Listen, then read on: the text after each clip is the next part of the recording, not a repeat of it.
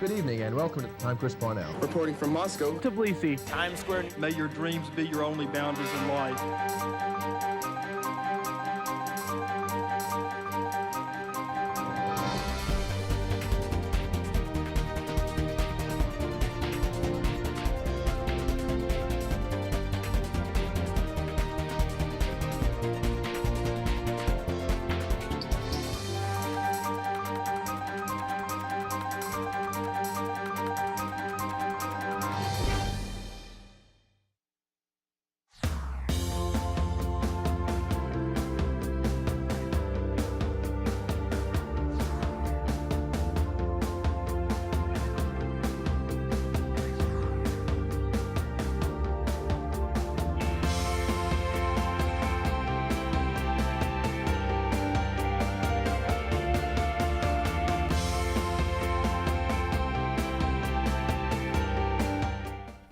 Hello and welcome to Living Well. I'm William Kinley. The Village at Germantown is a continuing care retirement community that offers different levels of care depending on the needs of its residents. The Village recently underwent an expansion and now has additional memory care rooms, and it's also expanded its adult daycare program. Ron Ruckstad, the Executive Director of the Village at Germantown, joins me today. Ron, welcome. Thank you. My pleasure to be here. I always love to talk about the Village. Well, you've got a lot to talk about. I know you recently expanded. Tell us a little bit about the memory care rooms and what you now offer. We can talk about the rooms, but really it's a composite when we talk about the facility and what we've done there. The rooms themselves are more like alcove apartments, and most memory care rooms are most like what you would think of like as a nursing home room. But these actually have room for furniture, for the personal things residents bring, large bathrooms and showers, all private rooms. But what I think makes the facility even more user-friendly to this particular disease is the common spaces, because we built a home-like area where there's kitchen equipment and dishwashers, and so what we try to do is engage people in the things that they've done all their lives. And there's a library and workspaces, there's a rest area. So all of those kinds of things kind of come together to make it what it is. And probably the third thing that makes, I think, this memory care special, it's a part of a CCRC. So while that floor is unto itself, when there are things going on in other areas of the village, in our independent areas, programs, in our wellness classes, the pool, they can take advantage of everything that's going on in our 500,000 square feet of building. So this is a special place, but they come out of that space too. Sure.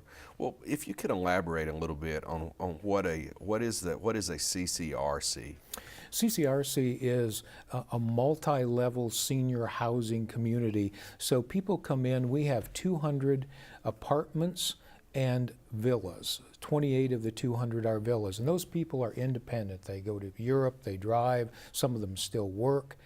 But as people progress and the aging in place process takes its toll on some of our people, we have assisted living, we have skilled nursing, and we have the memory care unit, and we have a daycare unit, which we just now opened. So basically people can stay on the campus and go to the level of care that's most appropriate, and hopefully as they go, get their needs met in skilled nursing. The whole idea is we send about 90% of our people back to their homes after they've had therapy.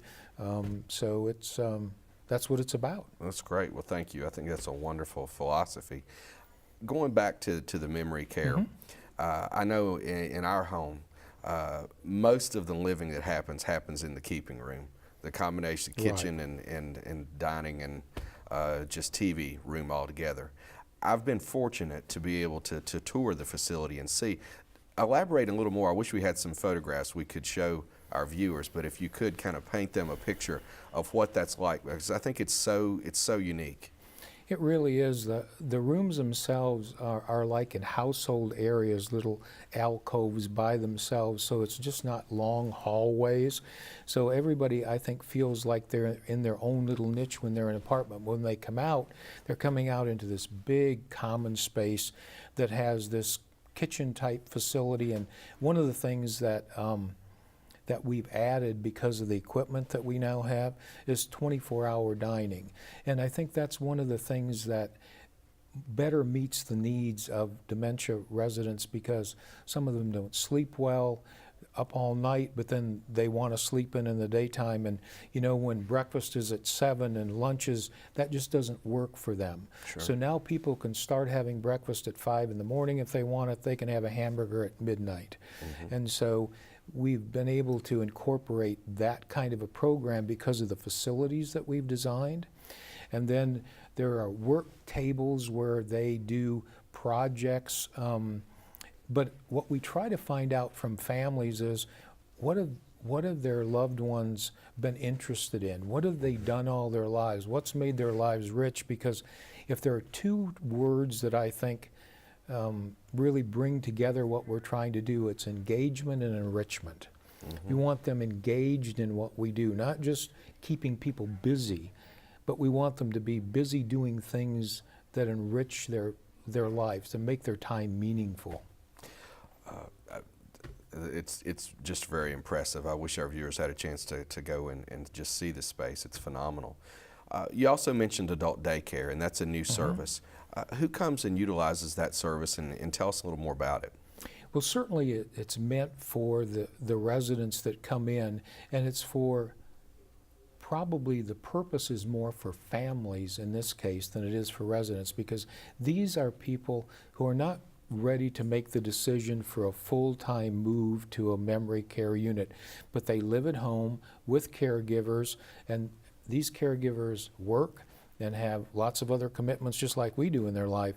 So this is a place where they can come and leave their loved ones, and basically the same kind of programs and facility design that we've done in the memory care unit is available in the daycare unit. We've kept it small because we want it to be very, very home-like. We want personalized services. We actually are going to have it run by an LPN that we put through everybody who works in our facility in the dementia or daycare has gone through a special training program for that disease. But we have an LPN because some of the folks have some medical issues, there's medication issues and so on. So it's a little unusual, but we have an LPN running the program. And it's the same kind of engagement and enrichment programs that I talked about in memory care that are available in this 9-unit facility that we've designed. It has a rest area, so with recliners, a fireplace, so during the day they can go in. We provide meals for them, and again, they're going to get out of that room too. So Not only a benefit for them, but a benefit for the families. I mean, it really is, both in memory care and in daycare, it's a team approach. So our staff is always going to be engaged with the families. We want to know the history, we want to know what we can do to make it richer. And as we have care conferences with all of these families to talk about how are we doing, how can we do better, what kinds of concerns do they have. So it's an ongoing process, and hopefully as the disease moves along the spectrum with their residents, we're going to adapt and change with that. Well, I know it's a big help for those families that need it. Well, we're excited about being able to do it. So just quickly, as we have to end our conversation, but what's next? Well, actually, there's a lot of things that are in the works right now. We're adding 20 more skilled nursing beds after we opened our independent. We're adding 20 more skilled nursing beds. We're opening a new therapy suite, 1,800 square feet, and it's state of the art. We are also going to be. Pardon? We'll definitely want to have you back and talk more about all that. Well, and then we've got a big new independent building that's we haven't even announced yet, and it's half sold out, so we're ready to go. Wonderful. Great news. It's time for a quick break. Coming up, Alzheimer's. Let's learn who's at risk and the warning signs to watch out for. We'll be right back.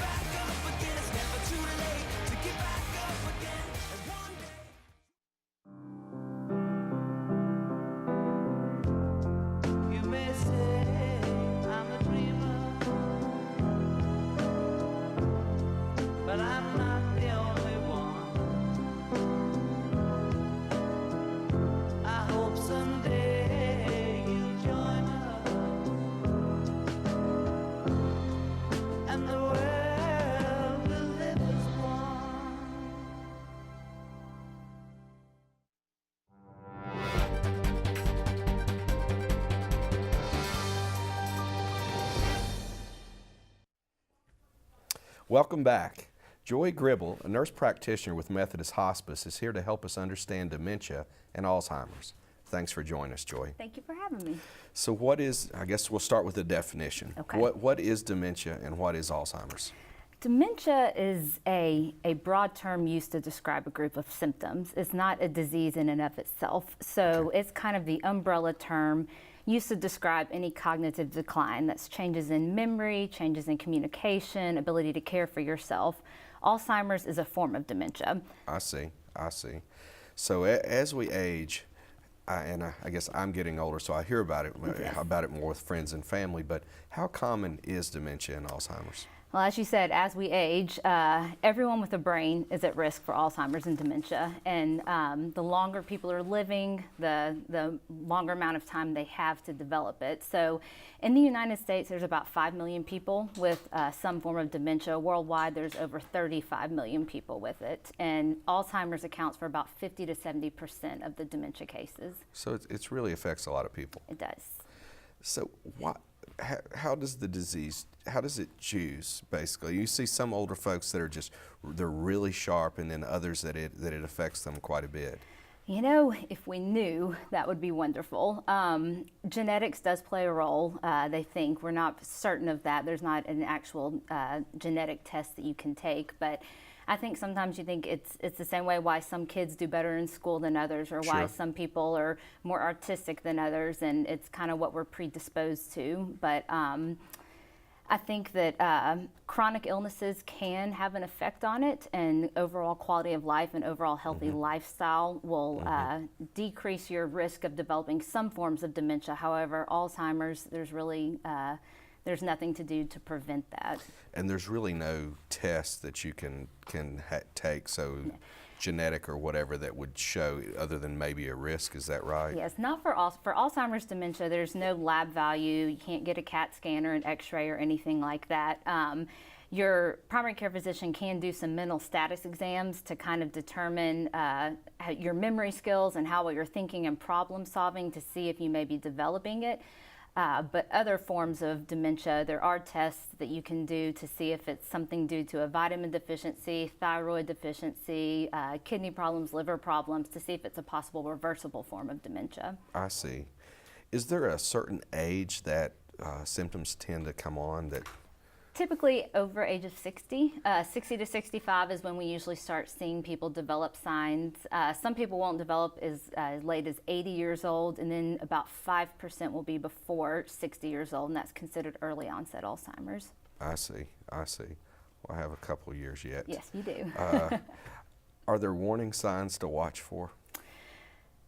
Everyone has memory loss at times. You know, I forget where I park my car and leave my keys and things like that. There are things that are normal signs of aging. Grandparents won't always remember which grandchild they're talking to, that sort of thing. But as people begin as it affects their activities of daily living, where they can't remember how to drive to work, or they stop doing normal personal hygiene, if they start placing things in abnormal places. You know, it's one thing to not know where you put your keys, but if you put them in the freezer or left your purse in the shower, or things like that that don't make sense. I see. So some of the normal memory loss is very normal for everyone, but if there's behavior changes, agitation, irritability, wandering, not knowing where you're going, not knowing if you've spoken to someone today, and a lot of times it's memory loss of things that have been recently learned, like, I don't know what I had for breakfast this morning. Okay. So you tend to hold on to longer term things. Yeah. So it's your short term. That's really interesting. It seems with and I've just noticed with some friends, and I guess as we age, it's just natural, we're more fragile. But other diseases or even infections can have a real impact on an older person's mental status. Yes. Patients, especially in the very elderly, urinary tract infection can cause a lot of... That's one that I've seen. It's just amazing. You can see someone have a significant change, and a lot of that can be hallucinating and a lot of extreme confusion associated with that. So in those cases, it is reversible and it is treatable. And we see a lot of like B12 and thiamine deficiencies cause a lot of confusion. Hypothyroidism can cause some of that. And any disease that is going to affect the perfusion to your brain, so how much blood and oxygen getting to your brain, will have an effect on your cognitive skills as well. So I was going to ask, how do you know if it's just a little forgetful versus you're developing symptoms of Alzheimer's? But can you talk a little bit more about it? I guess it's not just if I keep repeating myself.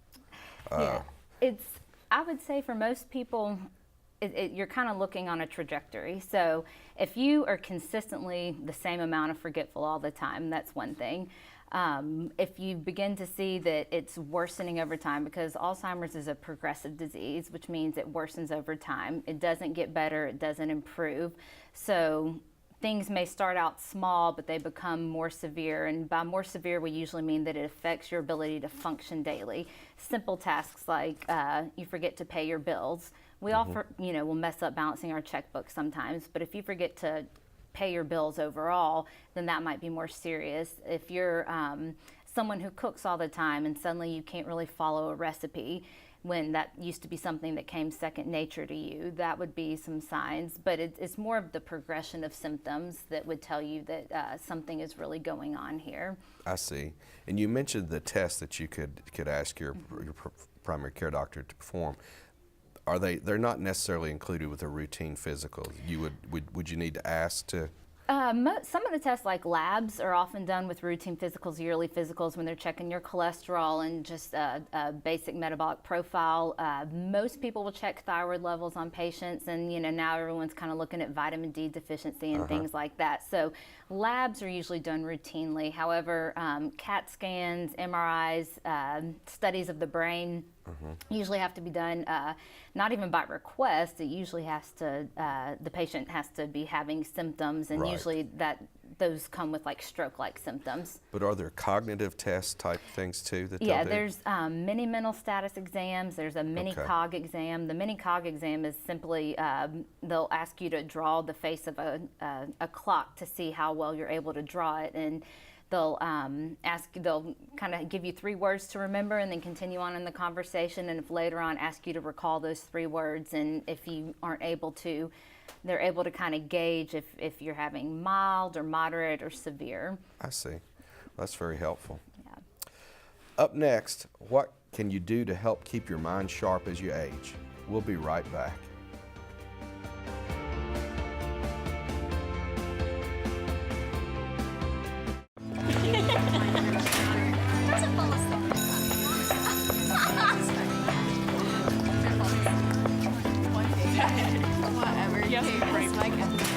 No way. Hi. Hi. Shine, come on and let it shine. Hi. Everybody needs a helping hand. Take a look at your fellow man. Tell me, what can I do today? Courtesy. Pass it on from the Foundation for a Better Life.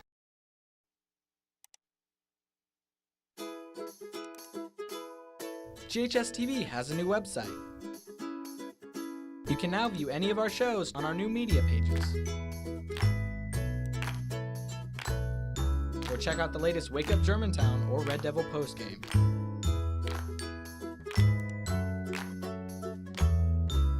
As always, we're streaming live 24/7. Just visit ghstv.org today.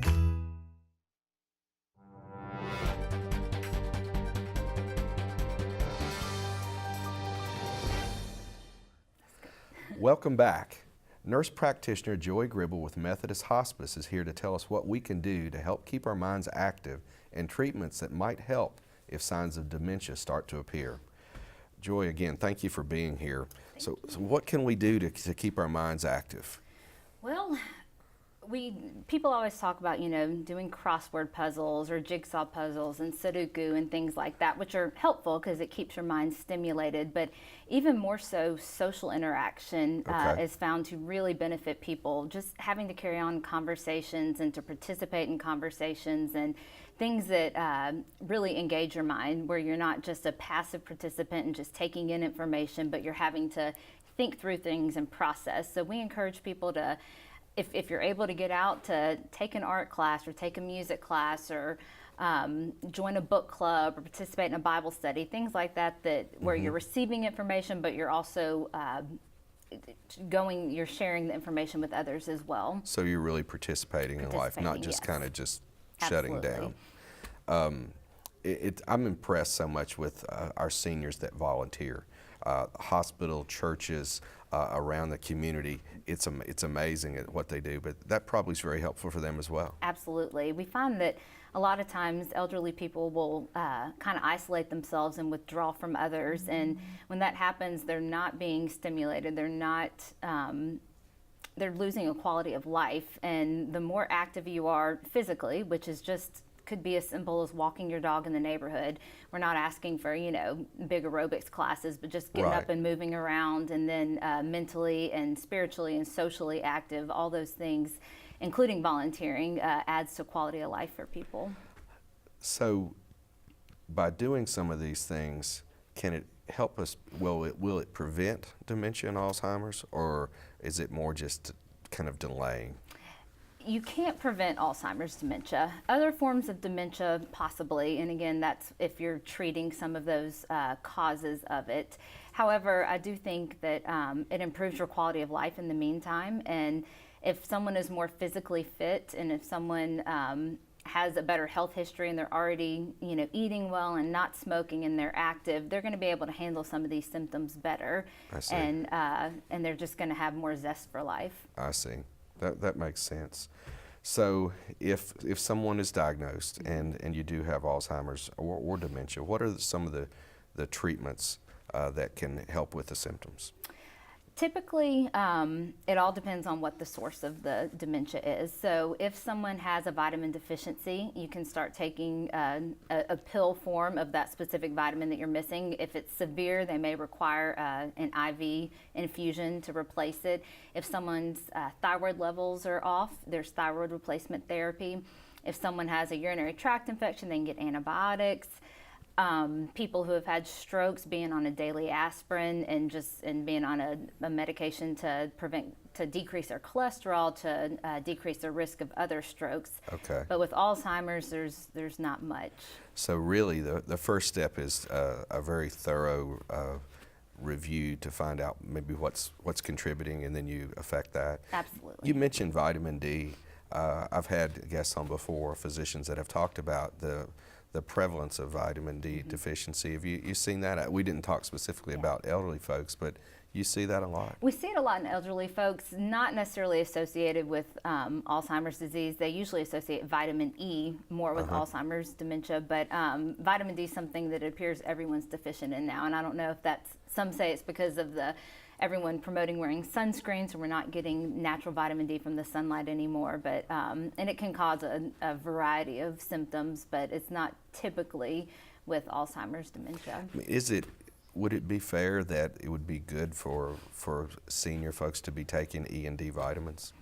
Yeah, absolutely. Okay. It's not going to hurt anything. Now, for some people, especially if you already having confusion symptoms, adding more pills is not going to help things. And so you definitely would want to have someone overseeing what they're taking, so they're not taking too much of anything. And it may be that they only want to swallow 3 a day, and I would say the vitamins are on the bottom of the totem pole with that. I see. Would a multivitamin that has components like that in it, would that give an adequate amount, or do you really need larger doses than are in there? It depends individually for each person how deficient they are. So if you are truly vitamin D deficient, you will need to take a vitamin D supplement in and of itself. A multivitamin is just going to kind of touch the surface of all the vitamins usually. I see. Yeah. Just looking for a way to make it a little bit easier for them. Easy. So if you have a loved one that has Alzheimer's, give us some advice to how you support them and work with them. Alzheimer's is a devastating diagnosis for the patient, but even more so, I think, for the loved ones, because they're going to be the ones watching it all and seeing it all. And the first thing I would say is if you notice someone having symptoms, take them to their primary care physician so they can get a proper assessment, so we can rule out some of the things that could be reversible. If we find that none of those are present and this is a true case of likely Alzheimer's dementia, to find support right away, because if you can catch it, if you know early enough along, then you need to be surrounding yourself, whether it be your siblings helping you out, your spouse, people from the community, your loved ones, friends, people from church. Not one person can handle this. I think I read a statistic that last year it was like there was $18 billion in unpaid health care provided by caregivers at home. And so it's a 24-hour-a-day job once you get into the advanced stages. And it is exhausting, it is stressful. You need to have respite set aside for yourself where you can take breaks and have other people to come in and take over for you. We talked earlier, we had a guest on from the village at Germantown, Mr. Ruckstad, and talked about the daycare program, and Yes. that was one of the points we're getting to, that it's equally important for the family as it is for the patient. Absolutely. It's very important because if you burn out or if you find yourself getting irritable or agitated with caring for the patient, then you're not going to be able to provide the best care for them either. Right, right, and I guess they could really put themselves in a lot of danger. Both mentally and physically. You're yeah. really having to be on it all the time. Yes. That would be very hard, I would think. Yes. Very hard. Well, are there other things you'd like to share with us around this that we need to know about and it would be good for us to consider, whether we have a family member, friend, or whomever? I think the biggest thing is just to be aware of it and to be aware that it is a disease that affects everyone. It affects an entire family. It's not just an individual. So I think at some point in our lives we'll all be affected by Alzheimer's in some kind of way, whether we know someone or know a friend of someone, but be supportive to the caregivers and be compassionate to them and increase in patience, both with the patient that's suffering from it, but also for the person who's having to care for them. And I work with hospice care, and a lot of people don't realize that hospice also gets involved in the late stages of Alzheimer's. That's helpful. Yes, it is. Well, you've shared a lot of great information. Thank you. Thank you very much for having me. That wraps up our show for today. I hope that living well will help you and your family lead healthy lives. Thanks for watching.